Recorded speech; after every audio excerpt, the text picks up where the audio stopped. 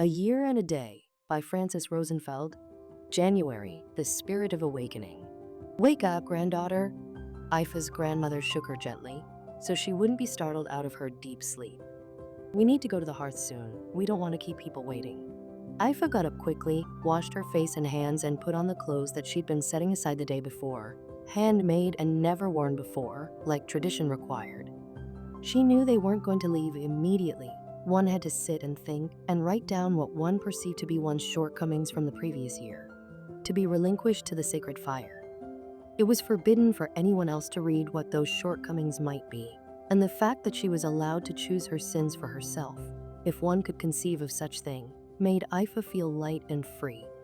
She wasn't perfect, she knew that, and she could think of many things she would have liked to change. But for some reason, only her rebellious little mind understood. She refused to write them down. She spent some thoughtful time in silence with her family, thinking of all that had been and all that she wished would be, and scribbled down on her little piece of paper, carefully folded in four, a large amount of words to be entrusted to the flames. What words those were, that was to remain a secret between her and the holy flames, a secret which belonged to her alone and whose cumulative layers had built up to a small treasure of insight over the years, one that she guarded jealously inside her mind. You shouldn't be so hard on yourself, granddaughter, her grandfather commented on occasion. There can't be that many things to write down. Aifa smiled and said nothing, but continued to scribble her thoughts until it was almost time to leave. The house was filled with candles, to bring light from the darkness, and with the tempting aroma of the decadent sweets the entire family had spent the previous day baking and decorating. Why do we write down our shortcomings, Doyen? Aifa asked, feeling a little guilty about her private gesture of assertion. We write down the things that trouble our souls, so that their burden no longer weighs down our spirit, so that we can walk into the new year renewed and purifying, grandmother explained patiently again, as she had done so many times before. What kind of things? Aifa continued her probing, not realizing that the question sounded very odd, considering that she had spent over an hour writing down hers. Well, grandmother paused for a few moments. If it's something that you did and that burdens your soul, then it belongs on the list. What if it burdens my soul, but it's not of my doing? Aifa asked innocently. If it is in your life, granddaughter, it is of your doing. Grandmother replied gently. Even the rain on my birthday? Aifa grabbed onto the example from that very year, when what was supposed to be a sunny family picnic packed with simply revolting amounts of sweets had to be moved indoors when a summer downpour started suddenly. Strangely enough, the thought of the rainy birthday didn't make her sad at all. It was a beautiful memory. For a few moments, her mind wandered back to the warmth and excess of summer. Even the rain on your birthday, grandmother agreed. But the rain didn't make me sad. I liked the rain. Aifa continued her musings. Then you don't have to write it down, grandmother said. I always liked the rain, Aifa remembered enthusiastically. Everything is good in the right measure. Even happiness loses its luster if carried to excess. If you don't believe me, wait until the twins arrive. Are they happy? With a level of enthusiasm that risks overflowing. But why would that be wrong, Doyen? Aifa asked, surprised. In itself, it's not wrong at all. All of us aspire to be happy, first and foremost. But if you get swept up in the flow of your own emotions, whether they be good or bad, you lose sight of the true nature of being. What is that? That things, nature, events are not there to make you happy or sad. They just are. Haven't you noticed how everything in nature is always in motion? Everything is forever, and yet nothing endures. Like the twins? Like the twins. Aifa stayed quiet for a moment to ponder on the implications. But the mountains are not in motion. She finally found the counterexample, eager to find that one point of reference, that immovable center around which she could orient her existence. Sure they are. They just move so slowly our lives are not long enough to observe it. Not everything there is moves to the same clock. Speaking of which, if we don't go right now, we're going to be late.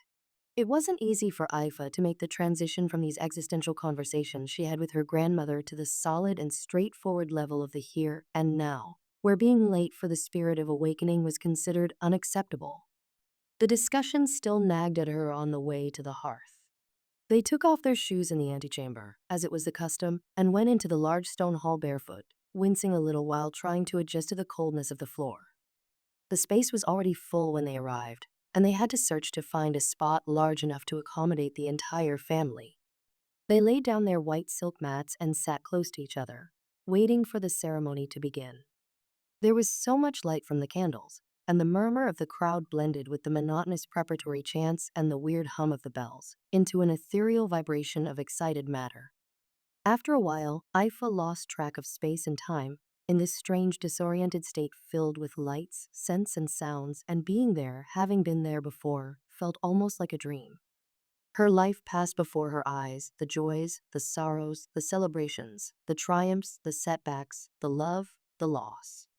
She just watched them pass by, like a wide-eyed art lover admires paintings in a museum, paintings they've seen 1,000 times before, noticing little details that escaped her on previous trips, wondering about meanings she didn't grasp at the time, but which seemed so obvious to her now. She remembered her recent trip to the seashore as if she were there right then, still fascinated by the unearthly colors nature had displayed around her, feeling the smell of the salty air fill her lungs, the wind in her face, the sparkle of the frozen sand. She realized suddenly that she didn't remember any of the pain, not the pins and needles in her frozen feet, not the pangs of hunger that had accompanied her on the way up the cliff, or the heavy yoke of tiredness that pressed her down like a ton of lead. How privileged are we to be able to travel to our past and our future? One of the members of the High Council recited the beginning verses of the ceremony, and how burdened with the curse of never being able to escape them. He's right, Aifa thought, because in that moment she wasn't really there. She was on the beach with the seagulls, watching the painted skies and pouring her water back into the ocean. Maybe the twins were there too, just like I am there right now during those moments when I thought I heard them, she thought. Their very life essence was contained in the memory of their first arrival, which was now forever bouncing echoes off the side of the rocky cliff. An eerie thought dawned on her, too scary to ponder. What if this being there now, as real as it felt, was also a memory? What if it wasn't even her memory, but if not hers, then whose? Maybe they all relived the memories of the twins' eternal lives, made unrecognizable by the passing of generations. What if she wasn't here at all? Don't slouch, daughter, it will ruin your posture, her mother admonished softly, bringing her back from her reverie. The hums of the bells continued through the night, and so did the recitation of the verses, and nobody in the large hall seemed to really be there anymore.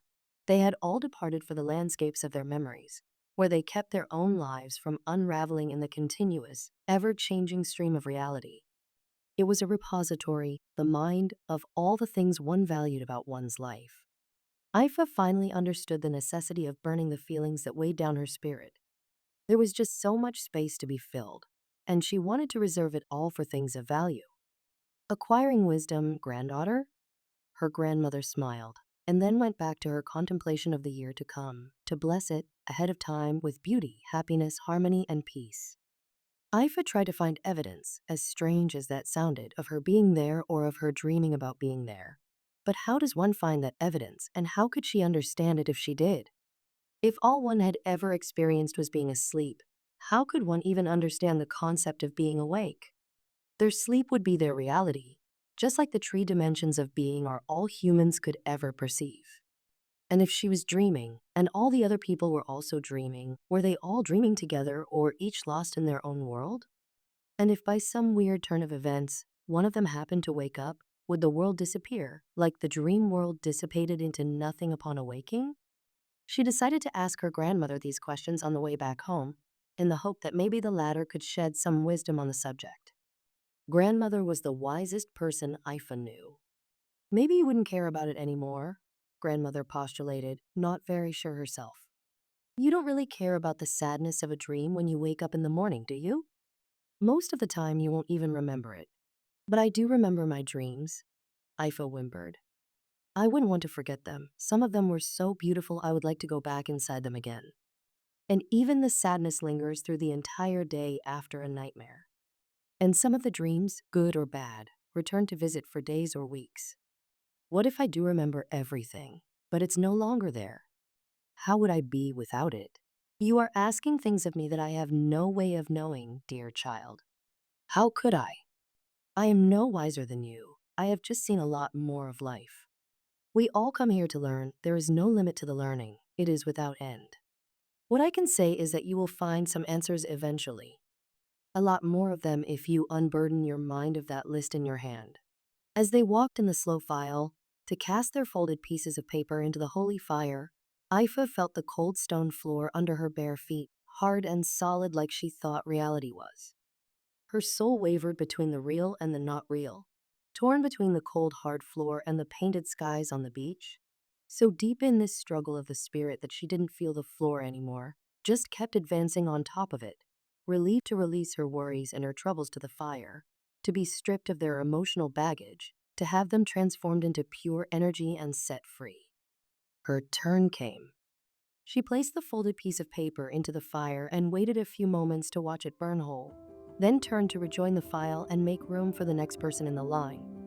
Aifa spent her whole trip back rehashing the battle between it is a dream and it is not a dream, because she didn't want her grandmother and grandfather and mother and father and siblings and beloved pets an enviable fate bestowed upon her, that of being caretaker of the twins, or even the twins themselves, to be all part of a dream that she wove in her head, which would melt down to nothing at the first ray of dawn.